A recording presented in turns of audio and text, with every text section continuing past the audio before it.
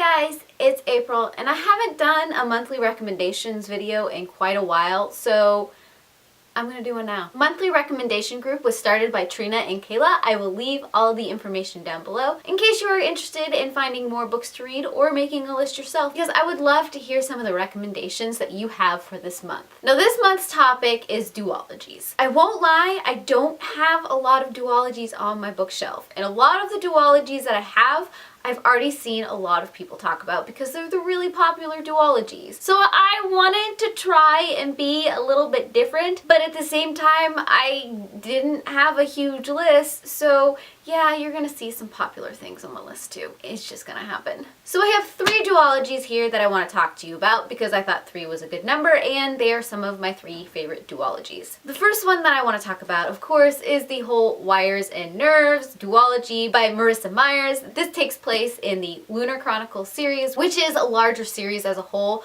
but this takes place in 2 books, therefore I'm considering it a duology. This is the story of Aiko, who is a robot sentient being that gets into all kinds of little mischiefs. This takes place after the whole Lunar Chronicles series has concluded and is continuing on in the journey of making peace in that whole universe. It is beautifully done. I like the illustrations, and the whole part that I love most about this duology is the fact that it is centered around Aiko, who is a character that is so humorous and so lovable but so kick-ass at the same time that I can't get enough of her. So if there's ever any more of the whole Lunar Chronicles series, I hope that Aiko makes an appearance forever and always because she is my girl. Next, I want to talk about the Tricksters Choice duology. This is part of Tamara Pierce's Tortall universe. This is the 4th series in that universe publication-wise, but the 6th series literally it's confusing, I know,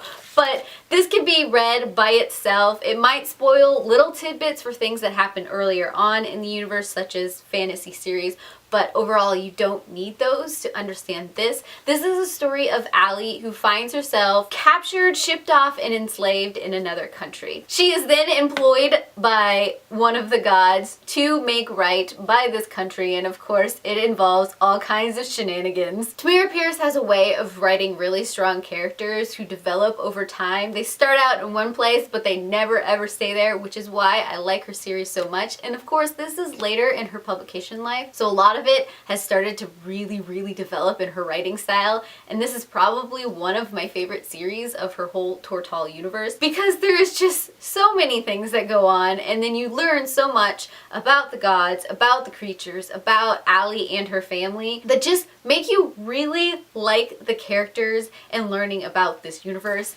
So if you like spy books or just girls who make the most of situations and learn to find their place in the world, I highly recommend this duology right here. And last but not least, I don't even know what to call this duology set. I don't even know if you can consider it a duology, but that is the Goodnight duology. This is about the Goodnight family and the girls in it who are born with the ability to talk to ghosts. The first one, of course, being Texas Gothic, and the second one being Spirits and Dust. Both of these center around different girls, but they both deal with the fact that they have the ability to speak to ghosts. Rosemary Clement Moore has such a way of writing that I love so much. There's so much snark, there's so much wit. I enjoyed reading Texas Gothic like you will not believe. I binge read this book, and of course it has some of my favorite things. It has strong females and it has ghosts, so this is probably one of my favorite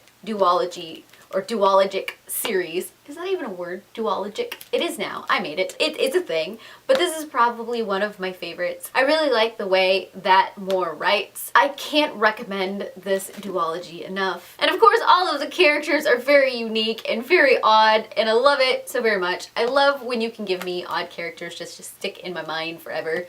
So if you like reading paranormal, I highly recommend this duology. So those are some of the duologies that I found on my shelf that I really truly enjoyed. If you have duologies that you have enjoyed, tell me down below. I would really like to check them out. And of course, if you do a list of your own duologies, let me know down below so I can go stalk it.